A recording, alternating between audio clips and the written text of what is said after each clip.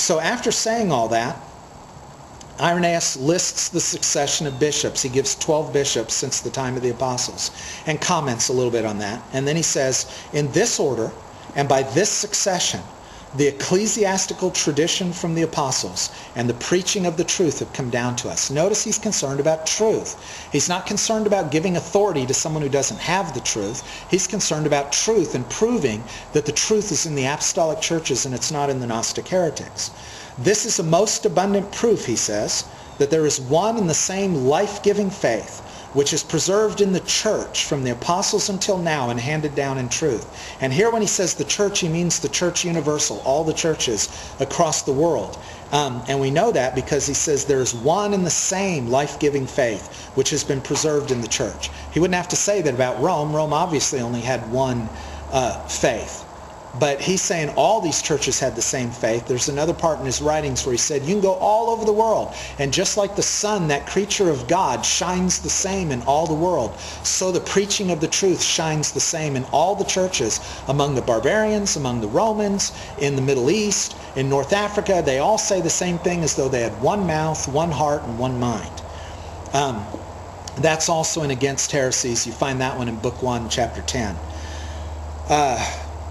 And he finally ends that by saying, then again the church in Ephesus, founded by Paul, and having John remaining among them permanently until the times of Trajan, that was a Roman emperor, is a true witness of the tradition of the apostles. So he goes, it's not just Rome I can do Ephesus. He is not talking about the authority of Rome. He is talking about the preservation of truth in the churches.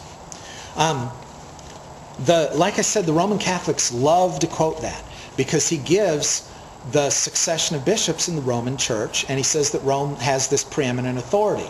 So they love to quote that, but Irenaeus is not the only one who presents that argument about the preservation of truth in the church by a succession of bishops. Tertullian does it as well. Why don't the Roman Catholics quote Tertullian as well? Well, the reason's pretty obvious, because Tertullian didn't limit himself to the Roman Church. He talked about all the apostolic churches. And here's what he says. Now, talking about the Gnostics, he says, if there are any Gnostics, any heresies, which are bold enough to plant themselves in the midst of the apostolic age, in other words, if there's any Gnostics that are bold enough to say, no, we were formed by the apostles as well, then he says, let them, so that they may look like they have truth handed down by the apostles as well, then what we say is, let them produce the original records of their church. So come up with a record. Let them unfold the roll of their bishops, running down in due succession from the beginning, in such a manner that the first bishop shall be able to show for his ordainer and predecessor some one of the apostles, or of apostolic men. You don't even have to have an apostle. You can have an apostolic man, which would mean a companion of the apostles.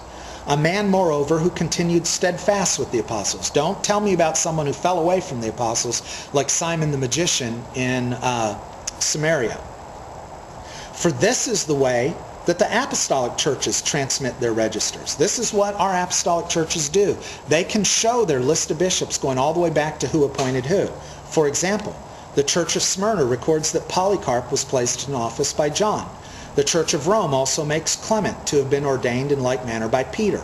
In exactly the same way, the other churches likewise exhibit those whom, as having been appointed to their episcopal places, to the office of bishop, by apostles, they regard as transmitters of the apostolic seed. Now again, we're not talking about some authority that you have here apart from truth. We're talking about transmitting the apostolic seed, carrying the truth of the apostles forward, not changing it. Let the heretics contrive something of the same kind. But even if they should affect the contrivance, even if they can come up with a roll of bishops, they won't be any better off. He says they will not advance a step, for their very doctrine, after comparison with that of the apostles, will declare by its own diversity and contrariety that it had for its author neither an apostle nor an apostolic man. So you can also test these churches by the truth. It doesn't matter if they have a roll of bishops leading to today. If their doctrine declares by its own diversity from apostolic truth that it's not from the apostles, then we don't care about your roll of bishops.